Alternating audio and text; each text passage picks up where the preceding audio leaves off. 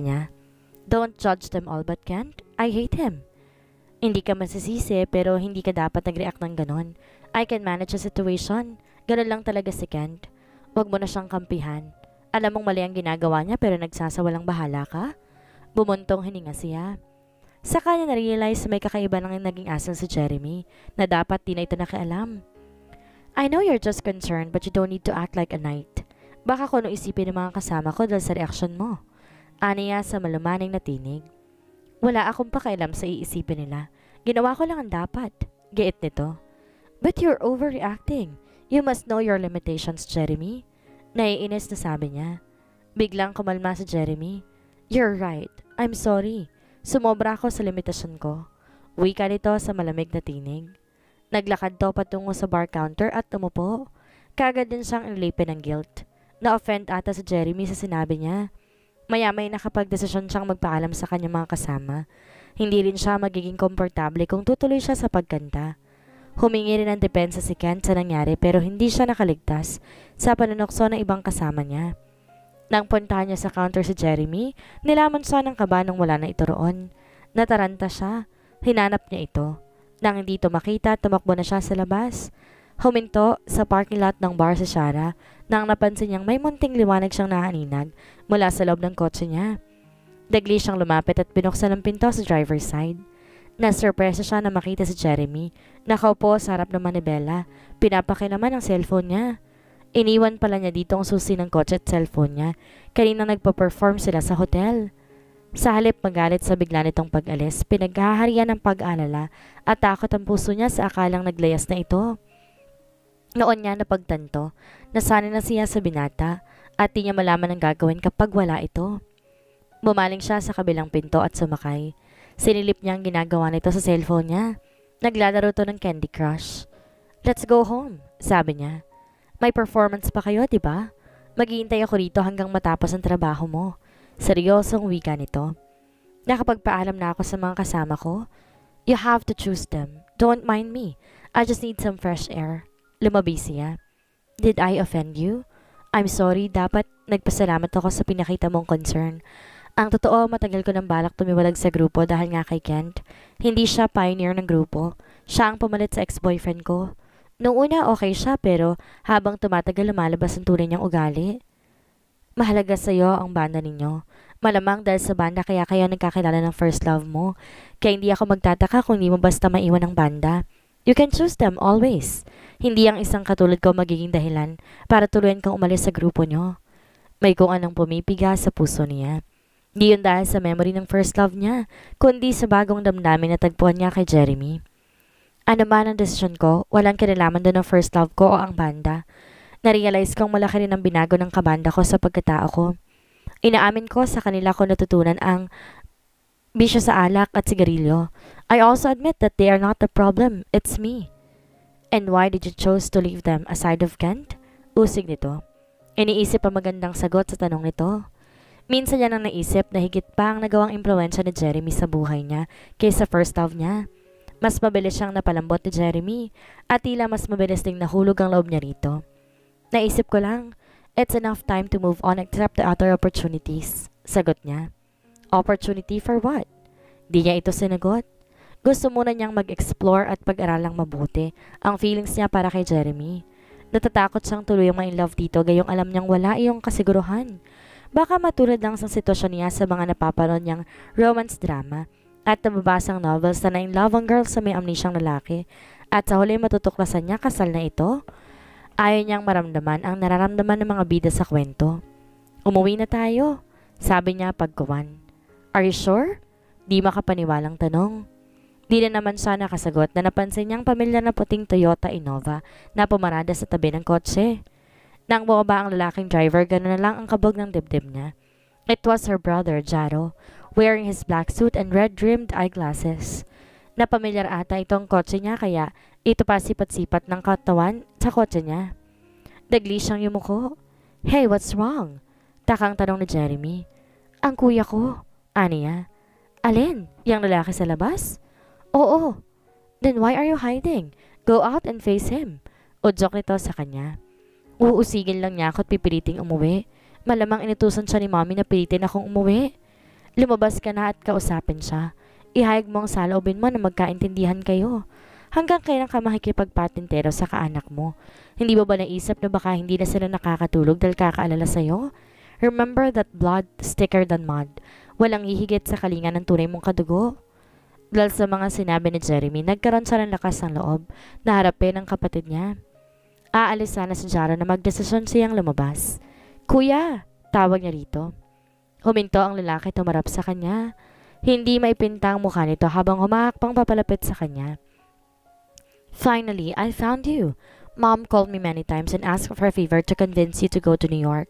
What do you think you're doing, Shara? You are such a hard-headed. Do you know what damages you have done to our family? Malaki ang problema ng Igami Hotel sa New York. Higit na problemado si Daddy. Hindi maresolve ang problema kung patuloy kang magmamatigas. Kung pupunta ka roon, hindi na matatanggal pang diskusyon. Litanya ng kuya niya. Nag-init ang bunbunan niya. They made the decision without my knowledge. They finished the marriage arrangement without my approval. Di naman sila mommy at daddy makikisama nun sa ipapakasal nilang lalaki sa akin na. Depensa niya. You are selfish, Shara. It's not just about the company. It's also for your future at para magtino ka at malayo sa bisyong nakuha mo sa pagre-rebelde mo. Di naman basta-basta lalaki lang ang papakasalan mo ah. Given na yon. Pero wala akong alam tungkol sa lalaking yon. At ang ginagawa ba ninyo hindi para sa pansarili ninyong kapakanan? Ayaw ba ninyong makaranas ng konting hirap at sakripisyo? I am thinking about business legacy of our family. Pero ang ihahalad ang sarili kong karapatan para lang pagsalba ng pagbagsak na negosyo, hindi yun makatarungan. Paano kung sadis pa lang lalaking pakakasalan ko at di ako trato ng maayos? Palatak niya. Masyado ka mapanghusga, samantalang di mo pa nga kilala yung tao. Gano'n na nga, hindi ko siya kilala. Hindi nabibili ang tiwala at pagmahal, kuya. At sa palagay mo ba, hahayaan kang ipagkanalo ka ng parents natin sa walang kwentang lalaki? Of course, I investigate about the guy that he said before I support them. And I proved that he was nice. Actually, he decided to came here in the Philippines just to meet you in person. But nice, since nagtatago ka, malamang di ka pa niya natatagpuan hanggang ngayon. Kumalma siya matapos marinig ang huling pahayag ng kuya niya. Kahit paboto ang lalaki niya sa lalaking yon, ayaw pa rin niya magpakasal. You cannot please me at this moment, kuya. Please give me time to decide. Pagkuwan ay wika niya. May naghihintay sa'yo, Shara. Huwag mong hintayin maubos ang pasensya ni daddy sa'yo. Bakit kasi kailangan ko pang pakasalan ng anak ng business partner na yon? Reklamo niya. For the trust, purpose, and the partnership. Of course, kapag may malalim ang koneksyon ng dalawang panig, patitibayin itong partnership at tiwala na may malaking papel at may impluwensya ang kumpanya. At kapag lumakas ang kumpanya natin, babalik ang tiwala ng malaking investors at tataas ulit ang market. Ganoon ang kalakaran ng mga bigating negosyante. Ang goal, mapaangat na mapaangat ang business at para mangyari yon, kailangan kumapit ka sa mas mataas. Kailangan mong maunawaan ang business industry, Shara. Kung ayaw mong tuluyang mawalang tiwala sa'yo ng parents natin, huwag ka nang magmatigas. Di ka naman mamamatay kung susunod ko eh. Lalong di ka nila hahayang ikapahamak mo tong desisyon nila. Mahabang paliwanag ni Jaro. May ilang sandali siyang tahimik. Nalilito na siya. Maya-maya bigla niyang naisip si Jeremy na hindi na lumabas ng kotse. Minsan gusto na lang niyang sumuko at sumunod sa gusto ng parents niya. Pero bandang huli ay habang nasa pader niya si Jeremy, para bang may gumagapos sa puso niya at isip na pumipigil sa kanyang pagdedesisyon. Pababayaan ko na lamang muna ako, kuya. Please lang. Pagkaway samo niya. Paulit-ulit na bumuntong hininga si Jaro. Fine. Pababayaan kita ngayon, pero once kinulit pa ako ni mommy, mapipilitan na rin kitang iuwi. Tumango siya. So, how's your life now? Pagkaway tanong nito. I'm fine. Nagtatrabaho ako sa bar. Na ito bilang cashier. Tuloy pa rin ang pagsama ko sa banda. Huwag mo akong intindihin. Maayos ang sitwasyon ko. Ani at di na binanggit ang tungkol kay Jeremy. Maya-maya may kinuha si Jaro sa kotse nito.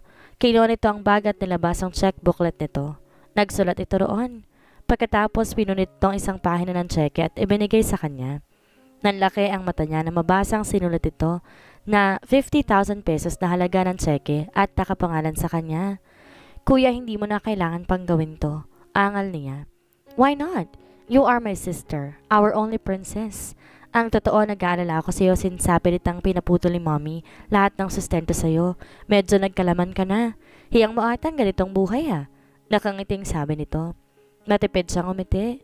Si Jeremy kaagad ang naisip niya. Simula nang dumating sa buhay niya si Jeremy, nakakain siya ng maayos. Maaring nakatulong din sa paglusog niyang pag-iwas niya sa bisyo. Aalis na ako. Ikaw lang sinadya ko rito. Pagkaway paalam na Jaro. Saka lang pumasok sa kanyang kotse si Shara. May kung anong malamig na hangin humipo sa puso niya nang madat niyang tulog na si Jeremy habang nakaupo sa passenger seat. Hawak pa rin ito ang cellphone niya na nakalapat sa dibdib nito. Marahan niyang kinuha ang cellphone niya. Nang buksan ang cellphone, nagulat siya na nakabukas ang picture gallery niya. Naka-open ang slideshow ng mga litrato niya. Ibig sabihin, nakatulugan na lang ni Jeremy ang kakatingin sa mga litrato niya. Matamang tinitigan niyang nahimbing na binata. Nakahilig ang ulo nito sa headrest ng upuan at bahagyang nakaangat ang ulo. Pinaglakbay niyang palingin sa gwapo nitong mukha. Akmang hahaplusin niya ang pisngi nito nang bigla itong gumalaw, pumihit paharap sa kanya. Nawalan to ng balanse at napasubsob to sa kanya habang ang mukha sumubsob din sa kanyang dibdib. Natigilan siya. Pagkaway dahan-dahan niyang iniangat ang mukha nito. Tulog pa rin to pero bigla ito nagsalita.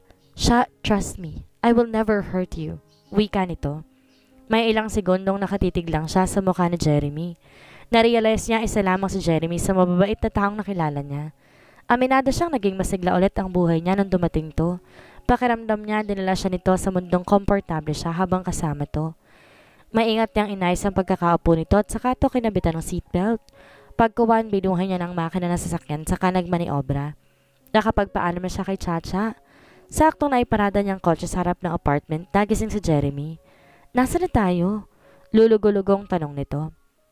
Nandito na tayo sa bahay. Sagot niya saka siya nagpatiunang bumaba. Nang makababa si Jeremy, nilock niya ang kotse. Pagpasok nila sa apartment, kaagad lumuklok sa sofa ang binata. Hinihilot ito ang sentido nito. Okay ka lang ba? Nag-aano lang tanong niya rito. Masakit ang ulo ko? Reklamo nito. Kulang ka na sa tulog, uminom ka ng tubig. Nagugutom ka ba? Pagluluto kita kahit corned beef lang. Sandali. Natatarantang sabi niya. Nagtungo siya sa kusina, nagbukas na isang lata ng corned beef, saka ginisa sa sibuyas. Pinainit din niya ang natirang kanin sa rice cooker. Di rin siya nabusog sa kinain niya sa restaurant kaya sinabayan niya na si Jeremy kumain. Kamusta ang pag-uusap ninyo ng kuya mo?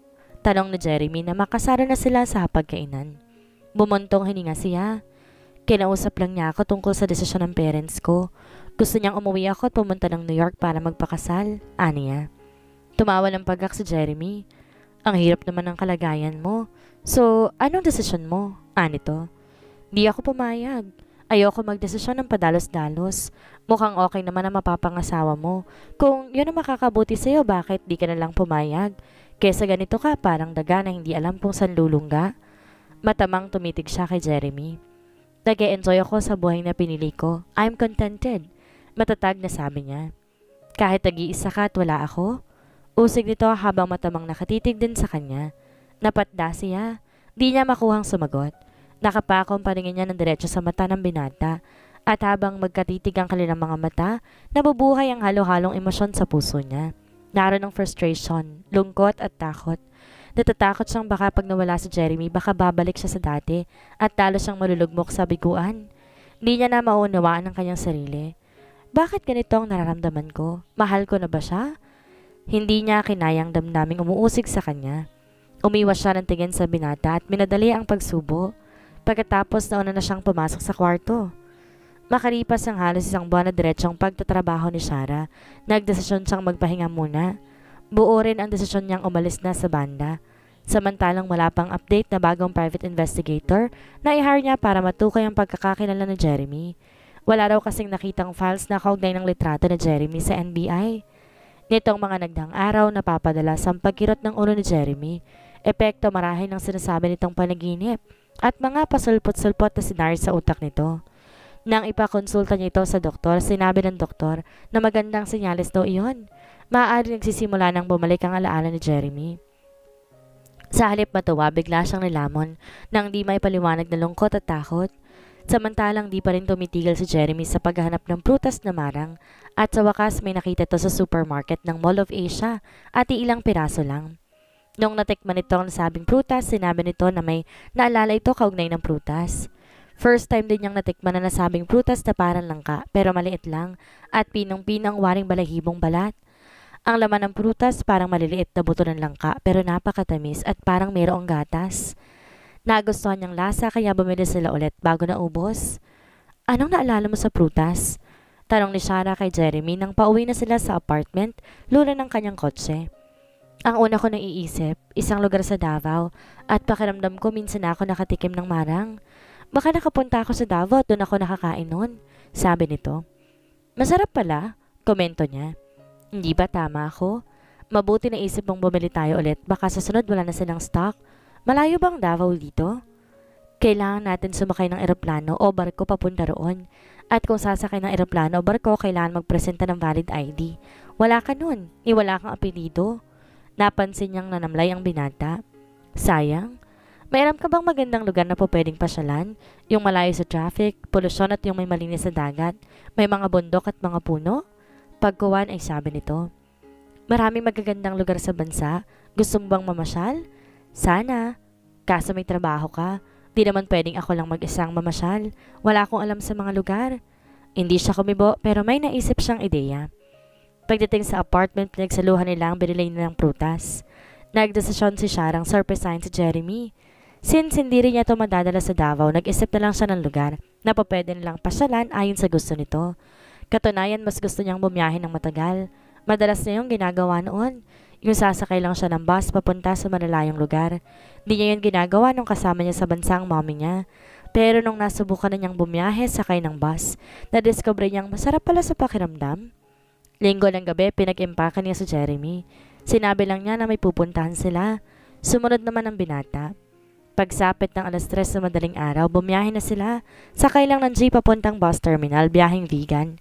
Pero hindi sa vegan ang punta nila, kundi sa La Union, sa resort nila Chacha. Nakausap niya si Chacha at nagpabook na ito ng accommodation para sa kanila. Bakit di mo ginamit ang kotse mo?